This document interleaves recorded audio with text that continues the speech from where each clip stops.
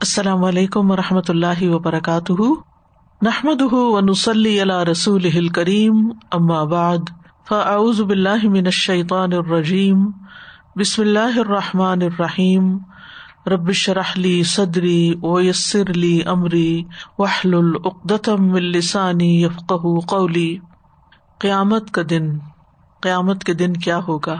قیامت کے دن انسان کا حساب کتاب ہوگا، قیامت کے دن انسان سے سوال کیے جائیں گے، ہمیں ان کے جواب کے لیے تیار رہنا چاہیے۔ تو آئیے دیکھتے ہیں کیا ہے قیامت کا دن۔ بسم اللہ الرحمن الرحیم، لا اقسم بیوم القیامہ ولا اقسم بالنفس اللوامہ، أَيَحْسَبُ الْإِنسَانُ أَن لَّن نَّجْمَعَ عِظَامَهُ بَلَىٰ قَادِرِينَ عَلَىٰ أَن نُّسَوِّيَ بَنَانَهُ بَلْ يُرِيدُ الْإِنسَانُ لِيَفْجُرَ أَمَامَهُ يَسْأَلُ أَيَّانَ يَوْمُ الْقِيَامَةِ فَإِذَا بَرِقَ الْبَصَرُ وخسف القمر وجمع الشمس والقمر يقول الإنسان يومئذ أين المفر كلا لا وزر إلى ربك يومئذ المستقر۔ نہیں، میں قیامت کے دن کی قسم کھاتا ہوں، اور نہیں میں بہت ملامت کرنے والے نفس کی قسم کھاتا ہوں۔ کیا انسان گمان کرتا ہے کہ بے شک ہم کبھی اس کی ہڈیاں اکٹھی نہیں کریں گے؟ کیوں نہیں، ہم انہیں اکٹھا کریں گے، اس حال میں کہ ہم قادر ہیں کہ اس کی انگلیوں کی پورے درست کر کے بنا دیں۔ بلکہ انسان چاہتا ہے کہ اپنے آگے آنے والے دنوں میں بھی نافرمانی کرتا رہے۔ وہ پوچھتا ہے اٹھ کھڑے ہونے کا دن کب ہوگا؟ پھر جب آنکھ پتھرا جائے گی اور چاند گہنا جائے گا اور سورج اور چاند اکٹھے کر دیے جائیں گے، اور اس دن انسان کہے گا کہ بھاگنے کی جگہ کہاں ہے۔ جب بھی کوئی آفت آتی ہے تو انسان وہاں سے بھاگ نکلتا ہے، لیکن قیامت کے دن کی آفت ایسی ہوگی کہ وہاں سے کوئی بھاگ بھی نہ سکے گا، ہرگز نہیں، پناہ کی کوئی جگہ نہیں۔ اس دن تیرے رب ہی کی طرف جا ٹھہرنا ہے، لہذا ضروری ہے کہ ہم اس دنیا میں رہتے ہوئے اپنے رب کی رضا کے کام کریں تاکہ رب کی ملاقات ہمارے لیے خوشگوار ہو جائے۔ تو ہم بات کر رہے تھے قیامت کے دن کے حساب کتاب کی۔ اس دن انسان کے مختلف اعمال کے بارے میں اس سے سوال کیا جائے گا۔ پھر ہے حقوق العباد سے متعلق سوالات۔ حقوق العباد میں سب سے پہلا قتل کا مقدمہ ہوگا۔ صحیح مسلم میں ہے، اول ما یقضی بین الناس یوم القیامۃ فی الدماء، قیامت کے دن لوگوں کے درمیان سب سے پہلے قتل کے مقدمات کا فیصلہ ہوگا کہ قاتل نے مقتول کو کیوں مارا۔ مسند احمد کی روایت میں آتا ہے، رسول اللہ صلی اللہ علیہ وسلم نے فرمایا، مقتول کو قیامت کے دن اس حال میں لایا جائے گا کہ اس نے اپنا سر دائیں یا بائیں ہاتھ سے پکڑ رکھا ہوگا اور اس کے زخموں سے خون رس رہا ہوگا، اور وہ کہہ رہا ہوگا، اے میرے رب، اس سے پوچھ کہ اس نے مجھے کیوں قتل کیا تھا۔ اسی طرح جو زندہ گاڑی ہوئی لڑکی ہے اس کے بارے میں تو خود قرآن مجید میں آتا ہے، وَإِذَا الْمَوْءُودَةُ سُئِلَتْ بِأَيِّ ذَنبٍ قُتِلَتْ۔ پھر اسی طرح قطع رحمی کرنے والا، رشتہ داروں سے کاٹ کے رکھنے والا۔ ابو ہریرہ کہتے ہیں، میں نے رسول اللہ صلی اللہ علیہ وسلم کو فرماتے ہوئے سنا، بے شک رحم رحمان کا ایک جز ہے، جو کہے گا کہ اے میرے رب مجھے توڑا گیا، اے میرے رب میرے ساتھ برا سلوک کیا گیا، اے میرے رب مجھ پر ظلم کیا گیا، اے میرے رب، اے میرے رب، تو اللہ تعالیٰ اسے جواب دے گا، کیا تو اس پر راضی نہیں کہ میں اسے جوڑوں گا جو تجھے جوڑے گا، اور میں اسے کاٹوں گا جو تجھے کاٹے گا، یعنی اپنی رحمت سے کاٹ دوں گا۔ اسی طرح دیگر حقوق العباد ہیں۔ رسول اللہ صلی اللہ علیہ وسلم نے فرمایا، بے شک اللہ تعالیٰ قیامت کے دن فرمائے گا، اے ابن آدم، میں بیمار ہوا تو نے میری عیادت نہیں کی۔ وہ کہے گا، اے میرے رب، میں تیری عیادت کیسے کرتا، حالانکہ تو رب العالمین ہے۔ اللہ فرمائے گا، کیا تو نہیں جانتا کہ میرا فلاں بندہ بیمار تھا اور تو نے اس کی عیادت نہ کی؟ کیا تو نہیں جانتا تھا کہ اگر تو اس کی عیادت کرتا تو مجھے اس کے پاس پاتا؟ اے ابن آدم، میں نے تجھ سے کھانا مانگا تھا لیکن تو نے مجھے نہیں کھلایا. وہ کہے گا میرے رب میں تجھے کیسے کھانا کھلاتا حالانکہ تو رب العالمین ہے. اللہ تعالیٰ فرمائے گا کیا تو نہیں جانتا تھا کہ میرے فلاں بندے نے تجھ سے کھانا مانگا تھا لیکن تو نے اس کو کھانا نہیں کھلایا تھا. تو نہیں جانتا تھا کہ اگر تو اس کو کھانا کھلاتا تو مجھے اس کے پاس پاتا. اے ابن آدم میں نے تجھ سے پانی مانگا لیکن تو نے مجھے پانی نہیں پلایا. وہ کہے گا اے میرے رب میں تجھے کیسے پانی پلاتا حالانکہ تو رب العالمین ہے. اللہ فرمائے گا میرے فلاں بندے نے تجھ سے پانی مانگا تھا لیکن تو نے اس کو نہیں پلایا. اگر تو اسے پلاتا تو مجھے اس کے پاس پاتا. پھر ہر ذمہ دار سے اس کی ذمہ داری کے بارے میں سوال کیا جائے گا. نبی صلی اللہ علیہ وسلم نے فرمایا اللہ تبارک و تعالی جس شخص کو رعیت کا خواہ کم ہو یا زیادہ ذمہ دار بناتا ہے اللہ تعالیٰ اس سے اس کی رعایا کے بارے میں قیامت کے دن سوال کرے گا کہ اس نے اپنی رعایا کے بارے میں اللہ تعالیٰ کے احکامات کو ضائع کیا یا قائم کیا. یہاں تک کہ اس سے اس کے اہل خانہ کے بارے میں بھی خصوصیت کے ساتھ پوچھا جائے گا. یعنی مرد سے اس کی فیملی کے بارے میں پوچھا جائے گا کہ ان کے حقوق دیے یا نہیں دیے. اور آپ دیکھیے کہ اس بارے میں کتنی کمپلینٹس ہیں کہ حق مہر تک نہیں دیا, یا پھر اس کے بعد یہ کہ دان نفقہ نہیں دیا, یا بچوں کی تربیت میں کوئی حصہ نہیں ڈالا, یا بیمار ہونے پر علاج نہیں کروایا. اس طرح کے بہت سے مسائل ہیں. یعنی شوہر کو جو قوام کہا گیا ہے وہ اصل میں قوام کا مطلب ہی ذمہ دار ہے. اسی طرح عورت سے پوچھا جائے گا اس کے بال بچوں وغیرہ کے بارے میں کہ ان کی اس نے کیا تربیت کی, کیا ان کے حقوق ادا کیے. اور اسی طرح خادم سے پوچھا جائے گا کہ اس نے اپنی ذمہ داری کس حد تک نبھائی. تو یہ جو ذمہ داری ہے یہ امامت کبریٰ بھی ہوتی ہے اور صغریٰ بھی ہوتی ہے. امامت کبریٰ تو یہ کہ کسی ملک کا سربراہ ہو, کسی آرگنائزیشن کا ہو, لیکن امامت صغریٰ جو ہے اس میں ہر شخص شامل ہے. ہر شخص کسی نہ کسی درجے میں کسی نہ کسی کام کا ذمہ دار ہے. امر بالمعروف اور نہی عن المنکر سے متعلق سوال ہوگا. رسول اللہ صلی اللہ علیہ وسلم نے فرمایا یقیناً اللہ بندے سے قیامت کے دن سوال کرے گا, حتیٰ کہ یہ بھی پوچھے گا جب تم نے برائی دیکھی تھی تو اس کا انکار کیوں نہیں کیا تھا. جب اللہ تعالیٰ بندے کو اپنی حجت ذہن نشین کرائے گا تو وہ کہے گا اے میرے رب میں نے تجھ پر اعتماد کیا تھا اور لوگوں سے ڈر گیا تھا. یعنی حجت ذہن نشین کرانے کا مطلب یہ کہ اللہ تعالیٰ جواب بھی اس کو الہام کرے گا.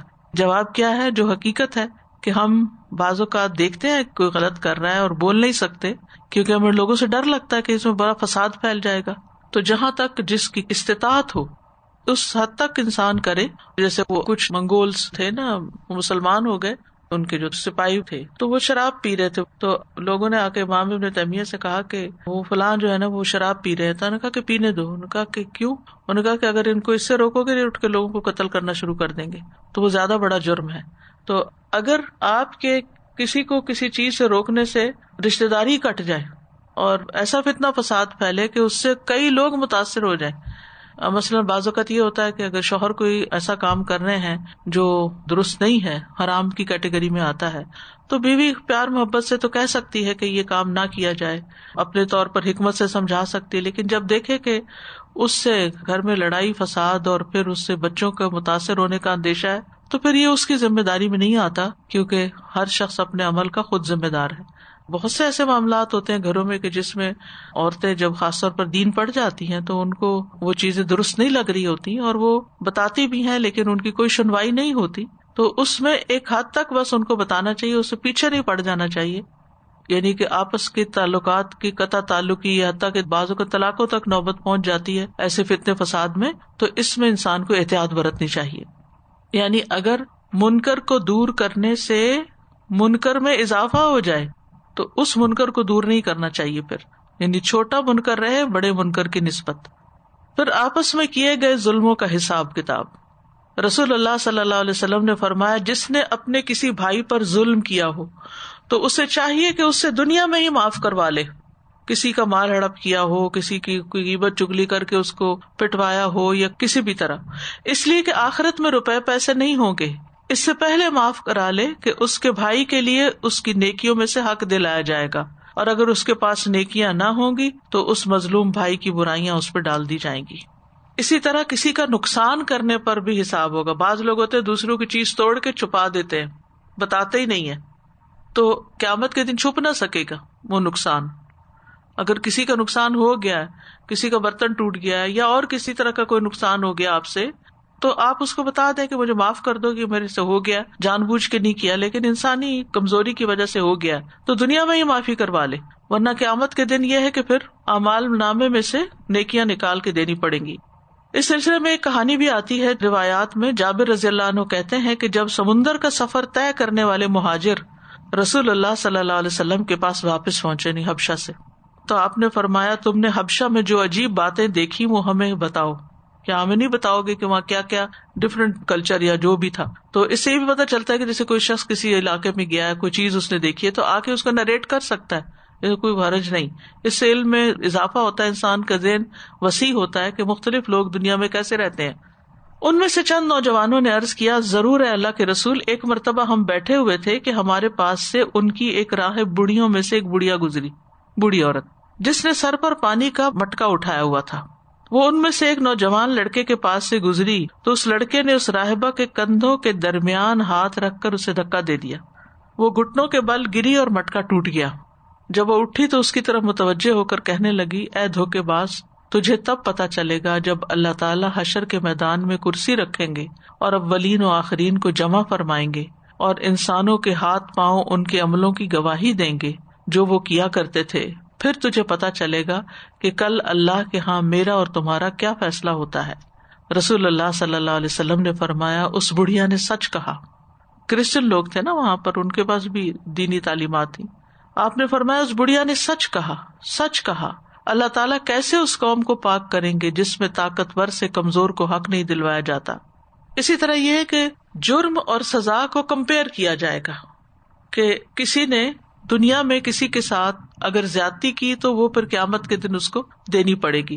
حضرت عائشہ کہتی ہے کہ ایک صحابی رسول اللہ صلی اللہ علیہ وسلم کے سامنے بیٹھ گئے, کہنے لگے, اے اللہ کے رسول, میرے کچھ غلام ہیں, وہ مجھ سے جھوٹ بولتے ہیں, خیانت بھی کرتے ہیں, میرا کہنا بھی نہیں مانتے, پھر میں انہیں مارتا ہوں اور برا بھلا کہتا ہوں, میرا ان کے ساتھ کیا معاملہ رہے گا؟ تو رسول اللہ صلی اللہ علیہ وسلم نے اس سے فرمایا کہ ان کی خیانت, جھوٹ اور نافرمانی اور تمہاری سزا کا حساب لگایا جائے گا. اگر تمہاری سزا ان کے جرائم سے کم ہوئی تو وہ تمہارے حق میں بہتر ہوگی, اور اگر تمہاری سزا ان کے گناہوں کے برابر نکلی تو معاملہ برابر سرابر ہو جائے گا, نہ تمہارے حق میں ہوگا نہ تمہارے خلاف. اور اگر سزا یعنی جو سزا تم ان کو دیتے ہو ان کے گناہوں سے زیادہ ہوئی تو اس اضافے کا تم سے بدلہ لیا جائے گا. اس پر وہ آدمی رسول اللہ صلی اللہ علیہ وسلم کے سامنے ہی رونے لگ گیا, چلانے لگا. تو رسول اللہ صلی اللہ علیہ وسلم نے فرمایا, اسے کیا ہوا ہے؟ کیا یہ اللہ کی کتاب میں یہ آیت نہیں پڑھتا, وَنَدَعُ الْمَوَازِينَ الْقِسْطَ لِيَوْمِ الْقِيَامَةِ فَلَا تُظْلَمُ نَفْسٌ شَيْئًا وَإِنْ كَانَ مِثْقَالَ حَبَّةٍ مِّنْ خَرْدَلٍ أَتَيْنَا بِهَا وَكَفَى بِنَا حَاسِبِينَ. سورۃ الانبیاء آیت نمبر 47. اور قیامت کے دن ہم انصاف کے ترازو قائم کریں گے, لہذا کسی پر کسی قسم کا ظلم نہ ہوگا, اور وہ رائی کے دانے برابر بھی ہو کسی کا ظلم تو ہم اسے لے آئیں گے, اور ہم حساب کرنے کے لیے کافی ہیں. اسی لیے تو اس کو یوم الحساب کہا گیا ہے کہ اس دن حساب کیا جائے گا کہ دنیا میں کس نے کس پر کتنا ظلم کیا, کس نے کس کے ساتھ کتنی زیادتی کی. عمار بن یاسر کہتے ہیں, اگر کوئی شخص اپنے غلاموں پر ظلم کرتے ہوئے مار پیٹ کرے گا تو قیامت کے دن یہ جہنم کی بھی بات نہیں ہو رہی, قیامت کے دن اس کی وجہ سے اسے بیڑیاں پہنائی جائیں گی. دنیا میں ہم یہ سب کچھ بھولے ہوئے ہیں, یا تو جانتے نہیں یا جانتے ہیں تو جانتے ہوئے بھی انجان بنے ہوئے ہیں کہ گویا پتہ ہی نہ ہو, اور پھر یہ کی بات کہتے اللہ تعالیٰ معاف کرنے والا ہے. حقوق العباد تو جب تک بندے معاف نہیں کریں گے اللہ تعالیٰ بھی معاف نہیں کریں گے. یہ بات تو بچپن سے ہمیں بتائی جاتی ہے. تو اس لیے بہت ضروری ہے کہ ہماری طرف سے کسی پر زیادتی نہ ہو, ہماری طرف سے زیادتی نہ ہو, کیونکہ قیامت کا دن یوم الدین کا مطلب یہی ہے, یہ بدلے کا دن ہے, کیونکہ وہاں جا کے بدلہ لے لیا جائے گا. بعض اوقات ہم پر کوئی زیادتی کرتا ہے, ہم بدلہ لینے لگتا ہے تو ظالم بن جاتے ہیں, اتنی زیادہ زیادتی کر بیٹھتے ہیں کہ ظالم مظلوم بن جاتا ہے اور مظلوم ظالم بن جاتا ہے. تو اس چیز کو بھی پیش نظر رکھنا چاہیے. اللہ تعالیٰ یہ سب کا حساب آسان کرے. ہر پوائنٹ پہ ڈر لگ رہا ہے, اور یہ ذمہ دار سے اس کی ذمہ داری کے بارے میں سوال کیا جائے گا اور یہ سب. اور اس میں آپ نے استاذہ جی اگزامپل دیا جیسے باپ کے لیے کہ اولاد کا انفاق اور وہ سب, صرف ایک ایگزامپل شیئر کرنے کے لیے، معاشرتی طور پہ ہم سب یہاں رہتے ہیں، فائنینشیل اسسٹنس ریلیٹڈ اپلیکیشنز میرے پاس آتی ہیں، کچھ فیملی سے انٹرویوز ہوتے ہیں، بہت ساری سنگل مدرز، خواہ وہ وڈو ہیں یا خواہ وہ سیپریشن وغیرہ کے ساتھ ہیں. زیادہ تر سیپریشن والوں سے جب پوچھا جاتا ہے، کیونکہ وہ اسکول فیس سے متعلق میرا انٹرویو ہوتا ہے، تو وہ کہتے ہیں کہ نہیں، باپ کچھ نہیں دیتا، باپ کچھ نہیں دیتا، یعنی زندہ ہے لیکن کچھ دینا نہیں چاہتا. کسی نے اس کا یہ رکھا ہوا ہے کہ they find loopholes with the law، یا وہ ڈیلے کر رہے ہیں، سال 2 سال کچھ نہیں دے رہے ایٹ آل. اور وہ سنگل مدر جو خواہ امپلائڈ ہے یا نہیں ہے، وہ ظاہر کھانا پینا رینٹ یہ چیزیں ہی پورا کرنا بڑی بات ہے کہ کہاں وہ پرائیویٹ اسکول کی فیس افورڈ کریں. تو مجھے اس سے خیال آ رہا تھا کہ ایک یہ اتنا کامن ٹرینڈ ہے، یہ مسلمان فادرز کی بات ہے، تو کیسے یعنی اس حساب میں تو چھوٹی چھوٹی چیزیں یہ برابری والی یعنی کم کر دینا بھی اتنا زیادہ خطرناک ہوگا، تو کہاں جو کوئی بالکل ہی نہیں دے رہا. اور اسی طرح کئی ہم سوسائٹی میں سنتے ہیں کہ شوہر زندہ ہیں، شوہر کام بھی کر رہے ہیں، لیکن وہ ان کو ارن کر کے نہیں دینا چاہتے، اور خود women have to earn, especially western countries میں بہت زیادہ، کیونکہ ایک ہے کہ جی تم کماتی ہو تو تم خود ہی سپورٹ کرو. تو this is something very very scary کہ ہم آگے اس کو کیسے انڈو کریں اور کیسے اس ٹرینڈ کو چینج کیا جائے. کیونکہ آنیسٹلی یہ اس طرح کے انٹرویوز کرنے میں مجھے ایک دم سے ڈر بھی لگتا ہے کہ اتنی زیادہ سیپریشنز، اتنی زیادہ یہ سلسلہ بڑھتا چلا جا رہا ہے. اور سیپریشن کی وجہ بھی یہی ہوتی ہے کہ پہلے بھی نہیں دے رہے ہوتے نا، تو پھر عورتیں تنگ آ کے کہتی ہیں کہ چلے ہم پھر اس ریلیشن سے باہر نکل کے کچھ اور دیکھتے ہیں. یہ جو آدمیوں کے قوام ہونے کی بات ہے وہ بس صرف لینے کے لیے عام طور پہ دیکھی جاتی ہے کہ لینے کے لیے ہم قوام ہیں. وہ ایکچولی کیئر ٹیکرز ہوتے ہیں کہ آپ اپنی فیملی کے اور اپنی عورتوں کے کیئر ٹیکر ہوں، پروٹیکٹرز. ابھی ایک ویڈیو کسی نے واٹس ایپ پہ بھیجی اور دل ہل گیا اس کو دیکھ کے کہ وہ باپ ہی ہوگا، دروازے کے آگے کھڑا ہوا ہے گاڑی لے کے، وہ دیر ہو گئی شاید دروازہ کھلنے میں، اس سے اتنا صبر نہیں ہوا کہ اس نے گاڑی سٹارٹ کی اور دروازہ توڑتا ہوا اندر آ گیا. اتنی دیر میں اس کی بچی دروازے پہ آ چکی تھی دروازہ کھولنے کے لیے، اس کو روندتی ہوئی گاڑی. مطلب وہ آپ خود ہی ٹھیک کروائیں گے نا، وہ گیٹ بھی آپ نے گیٹ توڑنے کا ہی سوچا ہوگا، آپ کو تو یہ پتا بھی نہیں ہوگا کہ بچی بھی میری آ چکی ہے. تو یہ مطلب حال ہے کہ وہ بے صبرا پن اور بد مزاجی کہ آپ گھر میں انٹری دیتے ہیں تو لوگوں کے لیے آپ ایک عذاب بنے ہوئے ہوتے ہیں.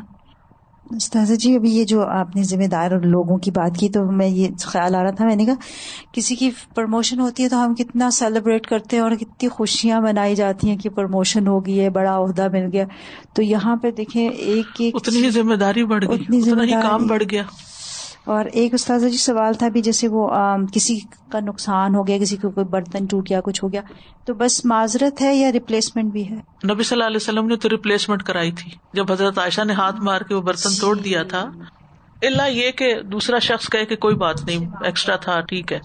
استاذہ جی قتل کے مقدمے میں مجھے یاد آ رہا تھا، اب لوگوں کا اتنا عام ہو گیا ابورشن کروانا، اور اس کو کوئی بات سمجھتے ہی نہیں ہے کہ یہ بھی کوئی قتل ہے. زبیر رضی اللہ عنہ کہتے ہیں کہ جب یہ آیت نازل ہوئی کہ انک میت و انہم میتون، میں نے کہا اللہ کے رسول کیا ہمیں مخصوص گناہوں کے ساتھ ساتھ آپس کی رنجشوں کے نتائج بھگت لینے کے بعد آخرت میں دوبارہ جواب دہی کا سامنا کرنا پڑے گا؟ آپ نے فرمایا ہاں، تمہیں بار بار تکلیف دی جائے گی یہاں تک کہ ہر حقدار کو اس کا حق لوٹا دیا جائے پورا پورا. یعنی ایک کے کیس سے فارغ ہوئے، ایک دوسرا آ گیا، اس کے کیس سے فارغ ہوئے، تیسرا آ گیا، چوتھا آ گیا، پانچواں آ گیا. جتنے لوگوں کے حق مارے ہوئے وہ سارے بار بار پیشی ہوگی. رسول اللہ صلی اللہ علیہ وسلم نے فرمایا قیامت کے دن تم لوگوں سے حقداروں کے حقوق ادا کروائے جائیں گے، یہاں تک کہ بغیر سینگ والی بکری کا بدلہ سینگ والی بکری سے لیا جائے گا. کیونکہ قرآن مجید میں آتا نا وَإِذَا الْوُحُوشُ حُشِرَتْ، وحوش یعنی وحشی جانور بھی، ان کا بھی حشر ہوگا، وہ بھی اکٹھے کیے جائیں گے اور ان کے درمیان بھی بدلہ چکایا جائے گا.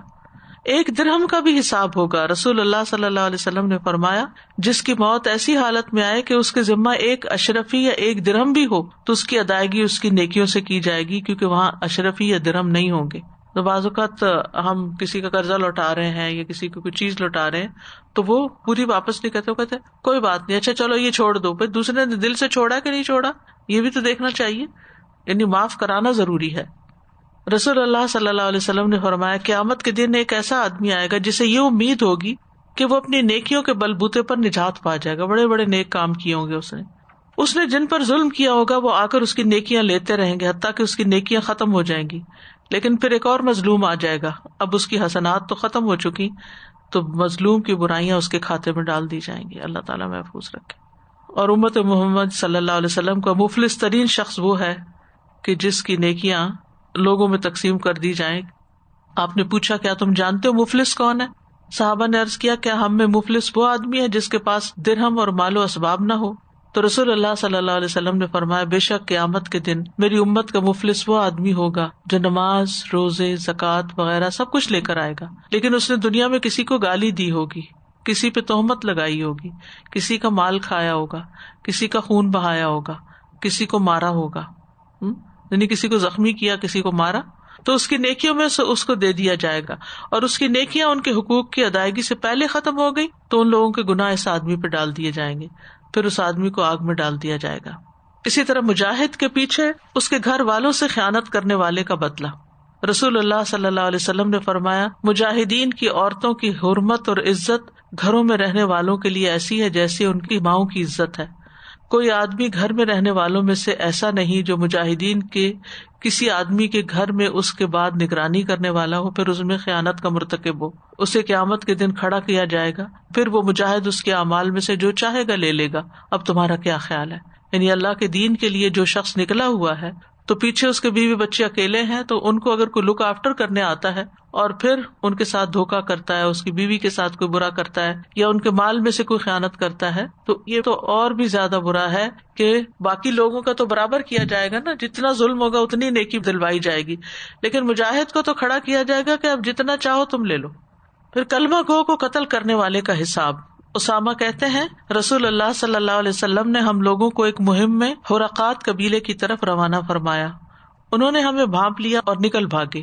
ہم نے ایک آدمی کو جا لیا, جب ہم نے اسے گھیرا تو اس نے لا الہ الا اللہ کہہ دیا, تو ہم نے اس کو مار دیا حتیٰ کہ قتل کر دیا. پھر میں نے یہ واقعہ نبی صلی اللہ علیہ وسلم سے ذکر کیا تو آپ نے فرمایا قیامت کے دن لا الہ الا اللہ کے مقابلے میں تیرے لیے کون ہوگا؟ اس پر میں نے عرض کیا اللہ کے رسول اس نے ہتھیار کے خوف سے کہا تھا. آپ نے فرمایا بھلا تو نے اس کا دل کیوں نہ چیر لیا تاکہ تجھے معلوم ہو جاتا کہ اس نے اس وجہ سے کہا تھا یا کسی اور وجہ سے. قیامت کے دن تیرے لیے لا الہ الا اللہ کے مقابل کون ہوگا؟ آپ مسلسل یہ کلمہ دہراتے رہے حتیٰ کہ میرا دل چاہا کاش میں آج ہی اسلام لایا ہوتا. تو اس سے یہ پتہ چلتا ہے کہ مسلمان کو مارنا بہت ہی بڑا جرم ہے. جہاں مظلوم کی لسٹ کی بات آ رہی تھی کہ کتنی قسم کے ظلم ہوتے ہیں, اس میں مجھے یہ ہو رہا تھا کہ آج کے زمانے میں اور ویسٹرن سوسائٹی کے اندر چھوٹا معصوم بچہ بہت مظلوم ہے, کیونکہ اس کا ماں بھی کام پہ چلی جاتی ہے, اس کے باپ بھی کام پہ چلا جاتا ہے, جانا ہی پڑ جاتا ہے بعضوں کو, اور بعضوں کو شوق بھی بہت ہوتا ہے. تو دونوں صورتوں میں بچہ جو ہے وہ بہت نیگلیکٹ ہوتا ہے, اور اس کے علاوہ روتا دھوتا بیچارہ کہیں نہ کہیں اس کو چھوڑ کر آتے ہیں اور پھر شام تک اسے دیکھتے ہیں کہ پھر پک اپ کرتے ہیں. تو اس سلسلے میں جب تک وہ وہاں جہاں بھی ہوتا ہے وہ بچہ, میں نے اپنی آنکھوں سے دیکھا ہوا ہے بچوں کو, چھوٹے بچوں کو, کہ وہ خوش نہیں ہوتے, ان کی نظریں کھڑکی پر لگی کھانا ہوتی پینا ہیں, بھی مل جاتا ہے باقی چیزیں بھی, لیکن ماں نہیں ملتی, باپ نہیں ملتا, تربیت نہیں ملتی, وہ شفقت نہیں ملتی. اور سیکنڈلی پھر ہم چاہتے ہیں اس میں سے آج کی سوسائٹی کے حساب سے ہم اسے اسلامک اسکول میں ڈالنے کی کوشش کرتے ہیں. بچہ میرا اسلامک اسکول جائے گا, سب سیکھ کے آ جائے گا, گھر پہ آتے ہیں ماں وہی اسٹائل میں ہوتی ہے جو ویسٹرن اسٹائل میں, مگر یہ ساری چیزیں, اور پھر اس سے ایکسپیکٹیشن یہ کی جا رہی ہے بیٹا دعائیں سناؤ, یہ کرو, ٹائم ٹو ٹائم سب کچھ کر کے دکھاؤ, کیونکہ ہم پے کر رہے ہیں مسلمان اسکول کو. سو آل دیز ظلم it's come in the under the category of ظلم, کہ آپ کیا ایکسپیکٹ کر رہے ہیں جیسے کچھ دے نہیں رہے آپ. وآخر دعوانا ان الحمد للہ رب العالمین. سبحانک اللہم وبحمدک اشہد ان لا الہ الا انت استغفرک واتوب الیک. السلام علیکم ورحمۃ اللہ وبرکاتہ.